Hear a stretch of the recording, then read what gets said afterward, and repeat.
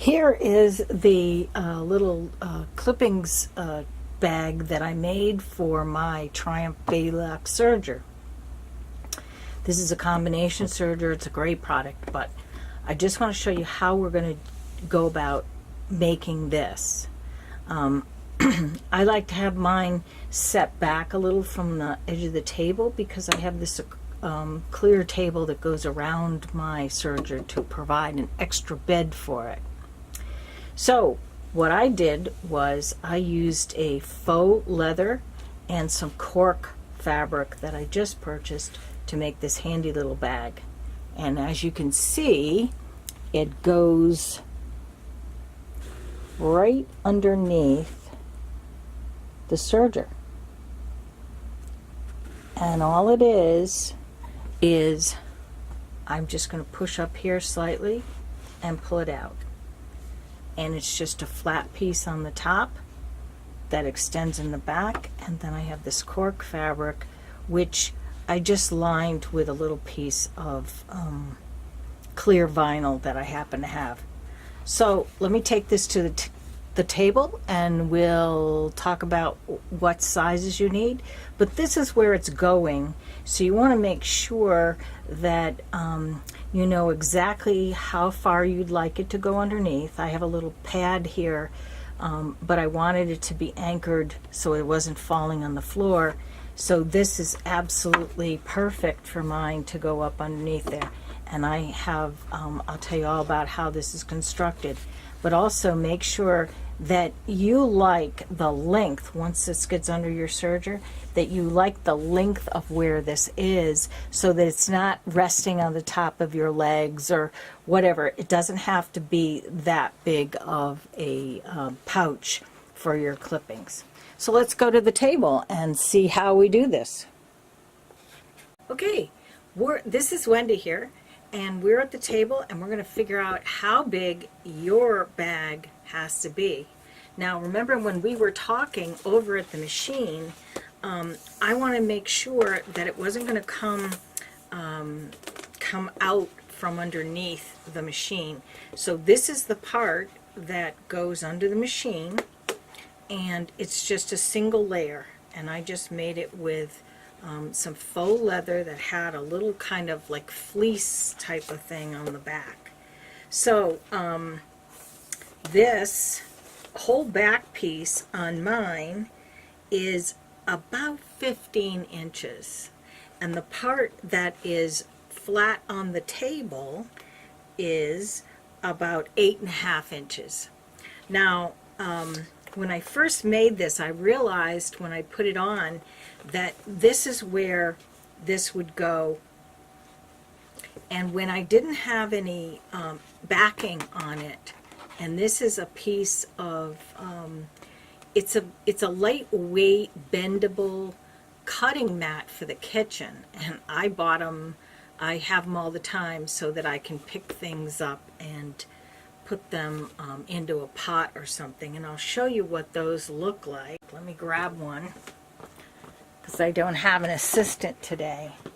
And this one happens to be called Chop and Chop or something, and they come in a package of 3, and I know you can get them on Amazon, whatever, and it's a little plastic sheet. Now these have obviously been used. The one that I put on the back of this, you know, hadn't been used or cut through. This one is worn a little bit more, but it's just a lightweight piece of plastic so that it will hold it straight. Now this will rest on your table, and this part is like the tongue that goes up underneath your machine. So for example, if this is your table, then you're going to put this here, and this goes underneath your machine, and you're going to position it just where all that stuff falls off the serger. And the ones that I'll be making today as a sample will go underneath one of my other sewing machines. So I just used that piece of plastic as a little bit of a reinforcement on the back of this, but that's how it kind of goes. So this was, again, the part that goes under the machine was 8.5, but I cut the whole back piece about 15.5 inches. You're going to check that to make sure that this part, when it's hanging down over the table, isn't then rubbing on the top of your legs. That's all you want to make sure, because this doesn't have to be really deep or anything, because all you're going to do is periodically just grab a handful of your clippings and put them in the garbage. So I don't think you need to get these to be filled up. So, and the width on this guy is 10 inches. So 10 by 15 inches, and then all I did was measure down 8.5, and that's where I cut this plastic piece to go on the back. So I put the plastic piece on the back, and then I had them all stacked up, and I rounded the bottom corners. And how did I do that? Well, I just used some kind of a round thing laying around here, a cup or a plate or whatever else I had, a cover of something, just to round off the edges. There are nifty little rulers you can use too. This is so this is the faux leather. I got this at Hobby Lobby. It's very soft, cushy, and it has this fleece background, and I thought that would be good to keep it from slipping around. This is some cork fabric that I got. And the cork fabric, whether you know it or not, has this kind of like fabric on the back, literally. So the front is cork and it's bonded to this fabric on the back. So I used a little piece of that. What I did was I took a piece of the vinyl that you can get at Joann's. It's just a clear vinyl, that's all. And I put it in here. So I measured this piece. This piece was actually, in order to pleat it, actually had to be a little wider. So I will measure that, because I don't off the top of my head remember exactly what it was. Okay, so this was 14 inches, and remember that the width of our catch bag here was about 10 inches, and you don't have to be all that exacting, right? So this is just about 4 inches bigger than the flat piece, so that you have some nice pleats. Now, if you think ahead, like I did not do, you could have the pleats over here on the side, but I kind of like the look of this. So the first thing I did was to take this piece, which was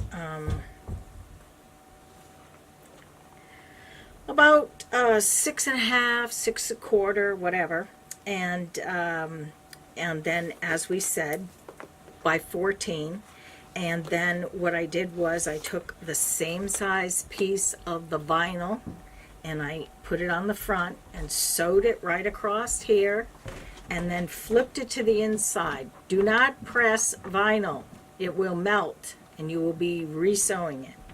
And then I just top stitched along the edge. I did this on a regular Brother sewing machine, so I know it will go through these layers. I used a 90-14 universal needle, and it worked fine.